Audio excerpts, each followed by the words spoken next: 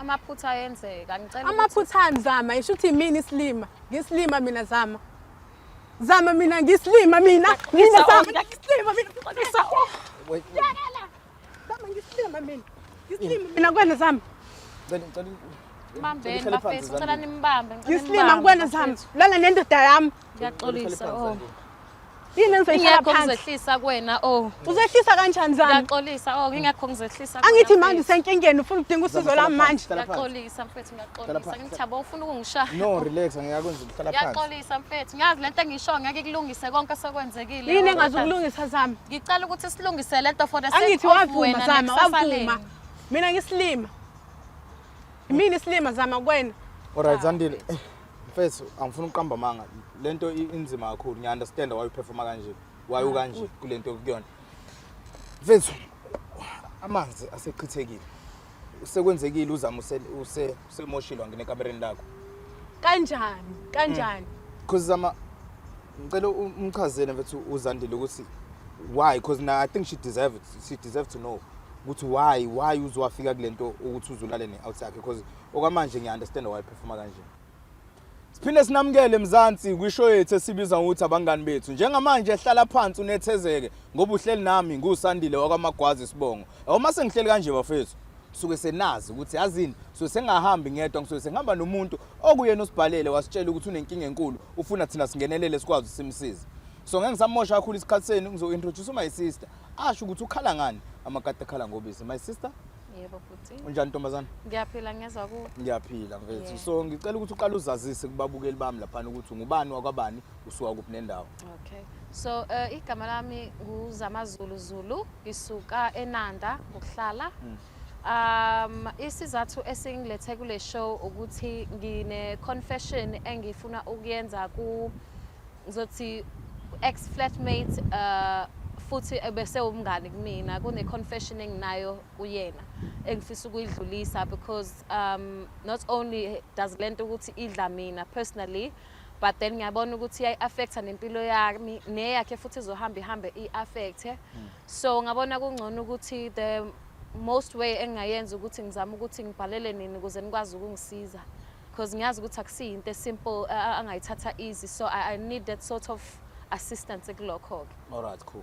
No sesikhona girl. Sesikhona relaxa kakhulu. Sikhona sizomela thina into yethu ukuthi sikwazi ukuthi silungise lento yakho. So okay, une confession sharp no ayinkinga. So ngoba ucela ukuconfessa nje. Yini ukwenzakalani sithini story? Ungibalansisa. Okay. So njengoba besihlala sonke eflatini bona bebese lower ground floor thina sise 6th floor. So ekuhlaleni kwethu besihlele sinama get together umthothi mhlawumbe umuntu nomuntu wakhe and nami benginomuntu wami who happens to be umngani ka boyfriend wakhe. So besinokuhlala ndawonye siphuze senza ama braai kube mnandi. Mase kuthi ke within those events kwenzeka yonke leyo nto leyo bekulokho nje kunaleyo click esinayo nomuntu wakhe makunaleyo click siloko sishayelana amasani yabona ubonto omunye amfuna omunye and stuff like that. So kuthe maqhubeka kuhamba isikhathi this one time because ubehlala nomuntu wami umuntu wakhe. So this one time umuntu wami engekho mina ngimenzela iwashing so kwaphoqa ukuthi ngehle ngiye ground floor ngiyokwenza iwashing yakhe mangenza iwashing shuthi lo ukhona lokho enginikeza lawo ma gesture enokungithinta a certain way so nami vele bengimbawela because of indlela abeyiyona phela lo wakwami to be honest bemncinyana ngapha so nami I was like yo and elona unokufaka ama pajama pants nje yonke into nje ivele ibe nje so bala so nami ngase ngivele ngichamekile I even wished ukuthi I had met him before the actual muntu wami who happens to be umngani wakhe so ngiyazi mfethu so kwaba isilingo nje sikanjalo sakhuluma no guy on the day ukuthi mfethu nami kade ngangifuna nami ngathi mfethu nawe kade uhlezi ubona sishayelana ama sign kwaba ukuthi ngiyamtshela ukuthi ngesikwazi ukwenza la because ama partners ethu kusengenzeka ngene wo2 so sakhetha ukuthi sinyuke siye 6th floor eflatini ebengihlale kulona mina sanyuka saye 6th floor we did the things masenza izinto shuthi uguy afone lo engithandana naye mina my phone uguy lo iphone ashaya ngathi useyicimile antu ibeke eceleni of which umuntu wami wa find out about the situation, saxabana ke naye kwaze kwaba ukuthi ke siyahlukana nje, but i-situation kwawukuthi akatshelwa usisi ngoba usisi uyena oprovidela uGuy everything. uGuy nje uhleli nje akenzi lutho. So yonke into uyenzele ugel kwaba ukuthi akafuni simfaka kule situation because mina vele ngangitrapha, ngangingazi ukuthi ngikwi-trap at the time. But nga find out ukuthi kahle kahle kushutha ngani noma ngizothi babe ngitesta or what, because uGuy after that akanga pursue futhi relationship nami, wayiqhubekela nje nogeli, watshela umfabo kushuthi ukuthi hayi vele lo ngimenza ukuthi nokuthi nomngane wakhe ke waphuma kanjalo kimi kwabahlukana kwethu. So i-situation iqala la. Like 3 weeks later, guess ukuthi no, angisekho right, kunama symptoms akhona. Ka communicate no Guy. Yeah. Because umngane wakhe ngineshow ukuthi every instance bengisebenzisa protection naye. So lo vele kwenzeka iphutha. Oh yeah. Yabo. Kwenzeka nje lelo phutha kwenzeka izinto ngokukhulu ukuphazima kweso. So mase ngifind out, ngibona ama symptoms, ngiyabona ukuthi noma ngabe kuthiwa kanjani ngikhulelwe. Mangenza i-pregnancy test, okay, fine, it comes out positive. Ngithuke phela manje ngoba ngiyazi phela ukuthi lo muntu kade nginaye 3 weeks ago ubani. Yabo. So kwangicacela ukuthi sengibambile. Mangithi ngibuyela kuGuy ngiyamtshela ukuthi emfethu sekwenzeke kanje. Athi uGuy hey mina angihlangani mina. Ngizoyithini indaba kaZandile, mina angihlangani nalento eshoyo futhi nje hambe kumuntu wakho, the boyfriend who happens to be umngane wakhe. Kangazi ukuthi mina ngenza njani, wangiblocker on all social media platforms, kwaba ukuthi nje mina sengiyinto nje lost engasazi ukuthi ngizokwenza njani. Ngaba ne-stress, ngaba ne-depression, yabo nje ngangadla, ngangaba right in such a way ukuthi I later got a miscarriage from that. So makwenzeka i-miscarriage, okay, ngingedwa ke kulo situation ke and stuff, yena vele akekho ungiblockile out of his life. So kwa girlfriend akazi ukuthi what happened. But now the most issue ukuthi ngivinjwa abantu bangihlolele bangitshela ukuthi izinto zami azilungi, ithunzela iminyama lengane because vele angigezanga kwaleyo ngane. And because of isikhathi vele sasaphansi ngabona ukuthi okay, let me just use the normal procedure. So okusho ukuthi ngaleyo ndlela angizange ngize ngibe kulesi stage sokuthi ngiyageza ngenzani ngagcina nje ngokuyolwandle into ekanjalo. Alright. Because angikholelwa kakhulu manje ngilokho ngivinjwa abantu kwaphoqa ukuthi manje ngigcine ngihambe ngiyohlola because ngiyabona i-situation i-bad kimi financially, ayikho into elungayo, ama relationships sami awekho good, ngiyabheda emsebenzini nje yonke into nje upside down. Alright girl, story sakho sikhulu and ngiyasizwa, but ke manje ngicela ukubuyisela la ugirl lo owalala nendoda yakhe who happens to be ubaba wengane yakho lo othi yaphuphuma.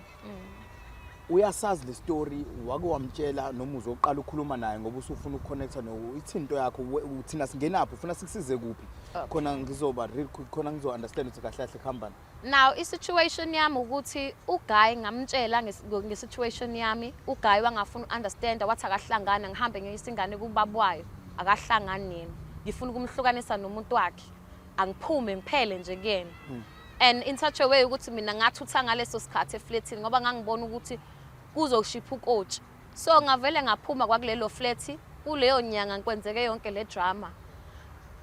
So ekuphumeni kwami obviously ugirl wayengazi ukwenzakalani, ngamtshela ukuthi hayi ngibuyele ekhaya and what not, yabo kwangathi nje yonke into right because I didn't want ukuthi ngone izinto between them.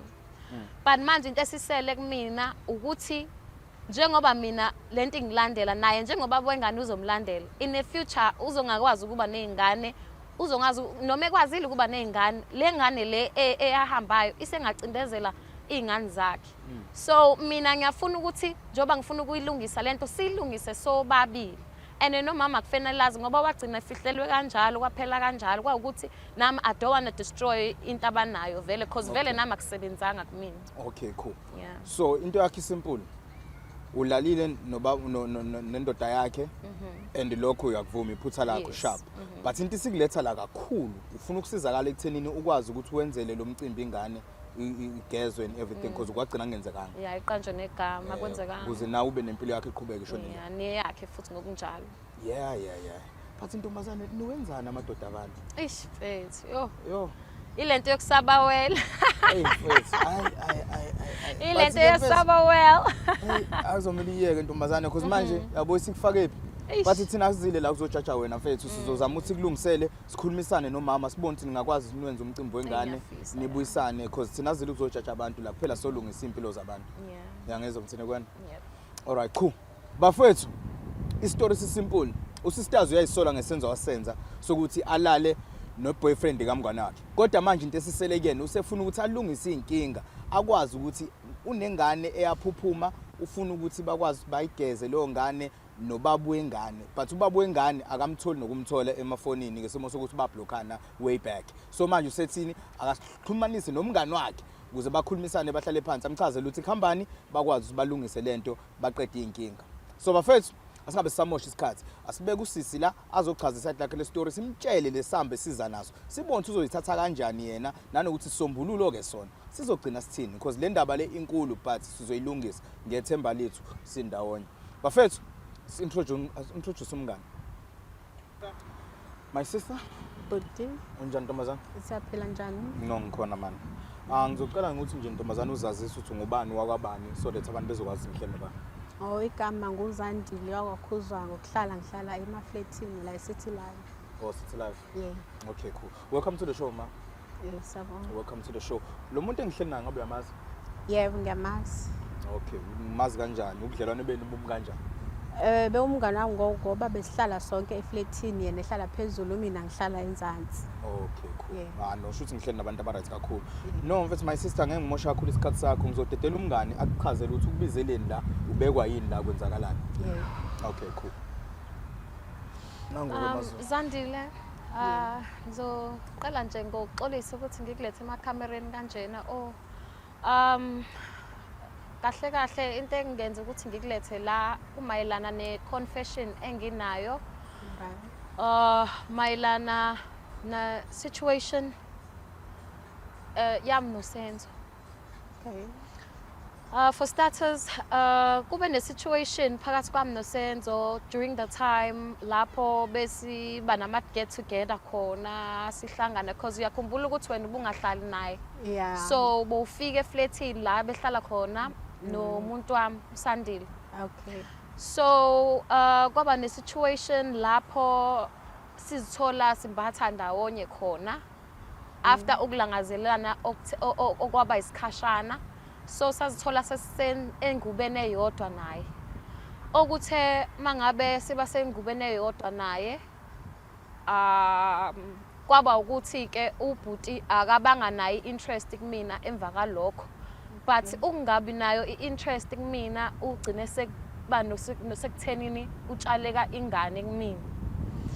So mina ngathola sengina 3 weeks ukuthi ngi 3 weeks pregnant and kuleyo situation ngaba ne stress ke because ngazama ukuthi ngimfonele ngikhulume naye indaba yokuthi sekunengane khona wangitshela ukuthi angihambe ngikusandile ngoba mina ngitshola noSandile akawazi wonke futhi amadoda bengitshola naye ngoba ngikwazi ukwenza lento engiyenze naye. So waba umuntu ongiphendukelayo. It made it difficult for me ukuthi ngibuye ngizokuchazela ukuthi kwenzakalani because bengingazi ukuthi uzoyithatha kanjani lento le. So ngithe mangabe ngikhulelwa ke through istress ebenginaso ngoba bengingasadli ngingasanjani ngine stress nje in such a way ukuthi bese ngiphuza ngisho utshwala. So kwi situation engikuyona ke nga end up ngiba ne miscarriage. Ngithe mangaba ne miscarriage ngabuyela futhi kena ngamtshela ukuthi ngibe ne miscarriage kanje. Ngicela utshele nomuntu wakho, ngicela ukuthi uzame ukuthi silungise lento sigeze because into zami ayilungi. Literally my relationship ngithi ngiyazama ke phela emva kwe relationship yami le eyaphela ngenxa yakhe. Akuzameki. Umsebenzi akuzameki, akulungi lutho empilweni yami and abantu mangiyakubona bayangitshela ngivinjwa ngisho umuntu endleleni angitshela ukuthi leli thunze limnyama lidalwa ingane le yami eyaphuma and ekuvela ukuthi le ngane vele yazalwa iyayimbethe vele ingane yami. Yebo leyo. So ingane ehlupha ngalendlela angikwazi kwenza lutho. So into engenza ukuthi ngikubize ngiyazi ukuthi wawungekho ngalesikhathi senza yonke lemgilingwane sasiyenza. Kodwa manje into engiletha kwena ukuthi ngifisa ukuthi ukhulume naye okugcina ngoba mina usengiblockhe yonke indawo. Ungikhulumela naye okugcina ukuthi sigeze ngoba lento not only is it gonna affect mina but nani in future, even if kuthiwa mhlambe ufisa ukuba nengane, mhlambe uthola ukuthi usunenkinga yokuba nayo ingane noma usunayo, kodwa ingane yakhe isigqilazwa yile ngane yami because ekugcineni igazi lakhe. So ayikho into ezolunga egazini lakhe engayiclearishanga lento yaleli gazi lapho uphumayo. So bengifisa ukuthi sihlangane silungise leyo nto leyo. Mana-ke Zama, ungisusa le uzongibizela ukuthi uzongitshela ukuthi bulala le ndoda yami. Mina sonke lesikhathi ngiyakuvumela. Niyahamba nendoda yami niyophuza. Kanti wena uyazi ukuthi indoda yami uyohlisela amaphedi ngani. Kahle kahle shuthi mina bengiyislima kuwena Zama. Cha, mfethu Zama bengiyislima mina kuwena. Pho waye ungenza islima. Wena ubhizilala le nendoda yami. Sewunenkinga manje uzodinga usizo lwami. Wangibiza wena ngesikhathi uhambe yola nendoda yami. Ngiyangazi ngikubize. Pho waye ungenza islima Zama. Ngiyazi Zama ukuthi ngesilima mina kuwena. ngiyazi ukuthi ayomniwanga. Wavumelani pho ukuhamba uyohlisela amaphedi ngani? Amaphutha ayenzeka. Ngicela Amaphutha ami Zama, isho ukuthi mina islima. Ngislima mina Zama. Zama mina ngislima mina. Mina Zama ngislima mina. Zama ngislima mina. Ngislima mina kuwena Zama.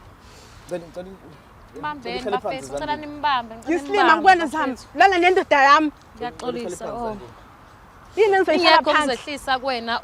Uzehlisa kanjani Zama? Ngiyaxolisa. Ngingakho ngizehlisa. Angithi manje usenkingeni ufuna udinga usizo lami manje. Ngiyaxolisa mfethu, ngiyaxolisa. Ngithi yabo ufuna ukungishaya. No, relax, ngiyakwenza uhlala phansi. Ngiyaxolisa mfethu. Ngiyazi lento engisho ngeke kulungise konke sekwenzekile. Yini engazokulungisa Zama? Ngicela ukuthi silungise lento for the sake Angithi of wavuma wena Zama, wavuma. nekusasa. Mina ngislima. Mina islima Zama kuwena. Alright, Zandile. Mfethu, angifuni ukuqamba manga. Lento inzima kakhulu. Ngiya understand why uperforma kanje. Why ukanje kulento kuyona. Mfethu, amanzi aseqhithekile. Usekwenzekile uzama usemoshilwa ngenekamereni lakho. Kanjani? Because Zama ngicela umchazele mfethu uZandile ukuthi why, because now I think she deserve to know ukuthi why uzwafika kulento ukuthi uzulale ne-out yakhe, because okwamanje ngiya understand why performa kanje. Yeah, all right. So, shuthi into eyenzeka njengoba ngisho ngithi ilento yokubawela, angeke ngize ngithi ngangibawela impilo yenu but beke sethi Ubawela kanjani Zama? Uhlezi ungihlekela, ubawela indoda yami.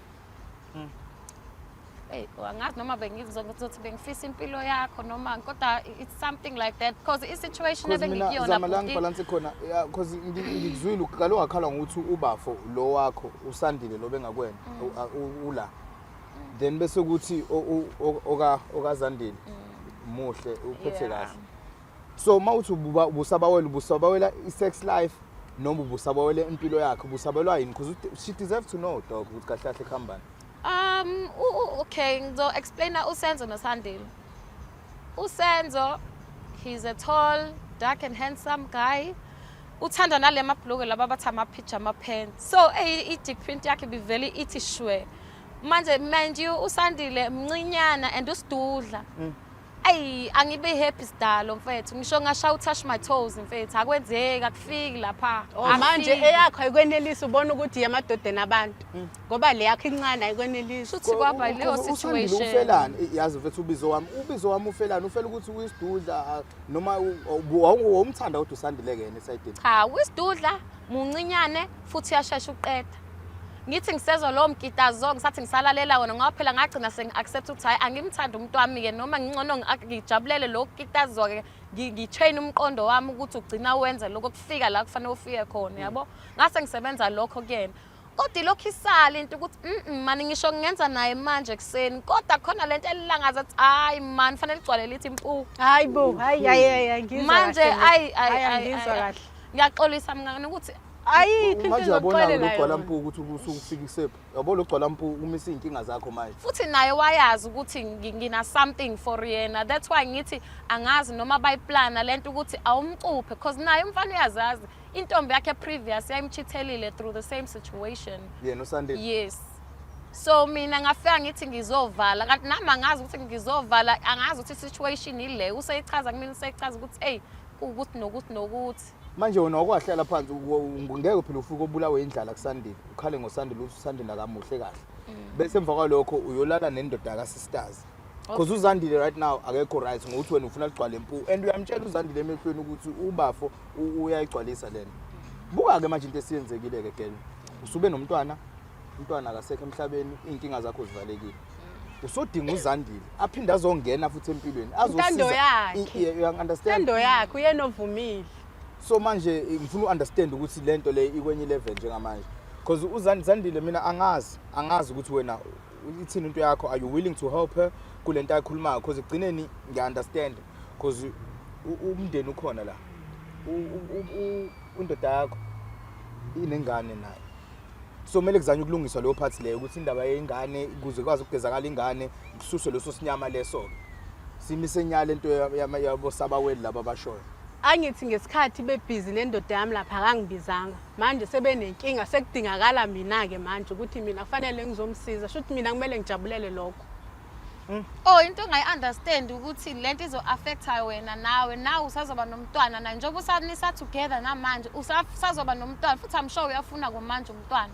Ngeke neze nimthola umntwana kube kune situation yengane embathile engarestile efanele iqanjwe igama. Hayi ukuthi ngoba nakho mhlambe ngifuna ukuboast about the fact ukuthi ngalana nendoda yakho ngenzela ukuthi nawe nami ngumuntu osifazana nawe umuntu osifazana ngakuphatha kabuhlungu la usushonelwe ingane yakho sekuthiwa ingane yomuntu wakho umuntu wakho uzothi angazani nangane mina. Oh shuthi lento leyo uyenza wenzela ukuthi mina ngizwe ubuhlungu. No not necessarily akunjalo. Uyenzelani lento zama uyenzelani? Ngiyaxolisa mfowethu ngiyazi ukuthi uxola lishintshe yonke lento but nama yikho enye indlela engingenza ngayo ngoba phela uSandile bengilandela ibhodi eliconsayo to be honest ngaze ngafisa ukuthi hey kube kwenzeka ngenye indlela ngabe ngabona omunye eqala nomunye wabona omunye eqala but then life happened ngendlela ekwenzeka ngayo nami ngazilandelela ibhodi eliconsayo because uyena futhi owayengi-approacha but ngokuhamba kwesikhathi ngibona ukuthi nginaleyo attraction nalo but ngingazi ukuthi yena udlala ibawell hayi ukuthi ngoba nakho mhlawumbe naye interested ngoba mawuthatha ukubheka yonke lento eyenze kungekho ene wena wazowabuya ntambama uzombheka that day. Yeah because manje Zandile ngiyawuthanda umoya wakho mfethu the way you handling this thing udiniwe yes but at the same time ungathi unemcabango ukuthi why what happened why ungigila kanjeni everything yabo. So ngisimo ngikubuka ngaso ngiyakubona ukuthi umuntu ophilayo uyaphila. So can we go deeper with this thing ekuthenini ukuthi okay siyavuma ushayile iphutha wenzila kwenzile whatever impilo yakhe sharp but can we think about lo mphefumulo owaphuphuma okuzomela ukuthi wenzele umcimbi wawo ukwazi ukuthi nawo uphumule ngokuthula ngale le enye ke yomngani benu sobuye sibone after, you understand? Sizame nje siswami ukuthi sibuyise umqondo mfethu sibone simisa kanjani lento le because angifuni uqamba manje ngiyakubona uthobile urelaxile yize uke wathi ukuhluthuka but ngiyakubona ukuthi uyaphila intombazane ephilayo. So can you help me with that one siswami angifuni uqamba manje? Ngingenza nje kodwa izinja lezi angisenandaba nazo. Into engingenza nje ngoba ngenzela umphefumulo lo ngenacala ongazilutho. Kona ukuyenza ngiyavuma ngizoyenza. Kodwa nje nobaba wengane lo uzohlehla baqhubha baqhubeleke bobabili. Ngoba indlela esengihlukumeze ngayo ngihlukumezile lento kodwa ke sengizokwenzela umphefumulo lo ongazilutho. No ngikubonga kakhulu for that mfethu. Shuthi usenzo usuyahlukana naye after. Hayi sengihlukene nosenzo already. Wow, angisamfuna bazoqhubeka bobabili nozama.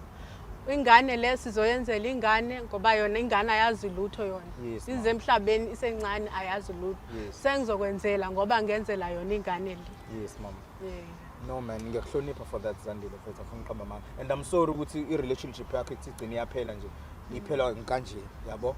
Ngenkulume kanje but ke ngiyathemba ukuthi usazokhuluma noSenzo naye nibone ukuthi mhlambe iside lakhe le story sithini nizama ukuyilungisa lo nto leyo. Hayi ngizokhuluma naye senzele ingane le.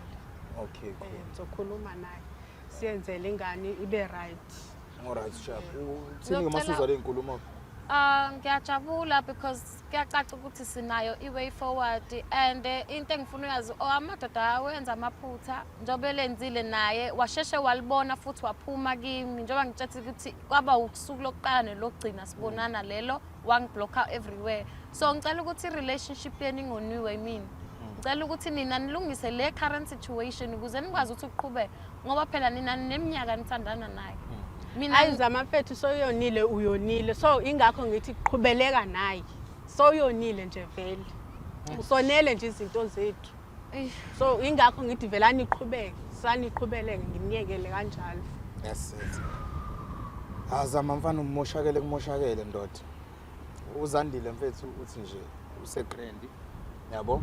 And into ebhlungu ukuthi nawe uyayisola mfethu because manje usuwona into enhle yezingane ngokuthi ungene nawe wasabawelwa ayithola usembedeni nobaba. Yabo lonto le. So angazi Zandile mina ngizobonga into eyodwa nje kuwena sisi wami. Ngibonga ukuthi mfethu uyavuma ukuthi lo mcimbi wengane uzowenza. Because thina kahle into ebengena kuyona kakhulu nami ngifuna ukuthi le ngane iyenzeke. Yabo? And I'm sorry about the relationship yakho ukuthi decide ukuthi uphume kuyona. But ke advice enganginika yona ukuthi awumiyeke ubafo achaze side like the story mhlawumbe. Yabo? Umnike nje lelo thuba inkabi yami ichaze ukuthi kahle yona kwakwenze njani ize iyithole isinozama yabo. Then ke from lapho ke sizobona ukuthi ke decide ukwenza njani. Bengicela nje okwamanje ukuthi inhliziyo yakho uthi uyihold kancane yes kunzima but okwamanje ngicela uyihold kancane ukhulumisane nawe usenzo nibothi mhlawumbe ningamisa kanjani then from lapho ke uzobusuku decide ukuthi wenza njani ntombazana. Hayi ngizozama ukukhuluma naye Senzo. No ngiyabonga mina ngibonga ukuthi uze mfethu usondele mfethu ngiyaxolisa nanokuthi usudlule kule simo odlula kusona njengamanje ne. Ngibonga kakhulu Zama. Yebo. Ithini way forward mnandi kakhulu sisters uthi no ingayikho inkinga uzokhuluma noSenzo ukwenza umcimbi womntwana. I think iyona into obufuna vele leyo. Yes. Mina ngizokwenza sure ukuthi ngine communication naye usisi naye no guy just to make sure ukuthi indlela engizizwa ngayo legit and ngiyafuna ukuthi balungise izinto zabo but before balungise izinto zabo kumele qale kulunge lokwami because kusengenzeka ukuthi kona kuyitrap ukuthi bangamtholi umntwana.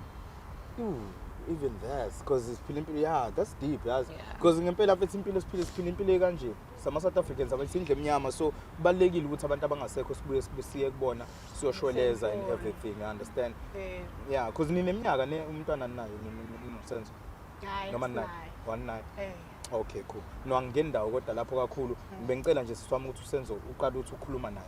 Hayi ngizokhuluma naye. Okay ngiyabonga sisi. Senzele ingane. Yes mami. Thank you very much. Bafethu Mzansi sivala kanje namhlanje sizamile ukukhulumisana nabangani sibone ukuthi sikulungisa kanjani because into ebaleka kakhulu nje manje nesengqondweni zethu ukuthi silungisele lo mphefumulo osungekho emhlabeni ongahleli kahle la uhleli khona but lokho sokwenza usevumile usisters ukuthi uzokhuluma nobaba wengane bahlalisane bakwazi ukulungisa into kaZama noZama benempilo yakhe aqhubeke phambili but uZama uyayisola ngesenzo sakhe so mina ngivala kanje ngiyanqanya ibhadi subscribe bani nislike nitshengise lo luthando nisitshengisa lona iviki neviki mina nginithandani ibhadi I'm out of here.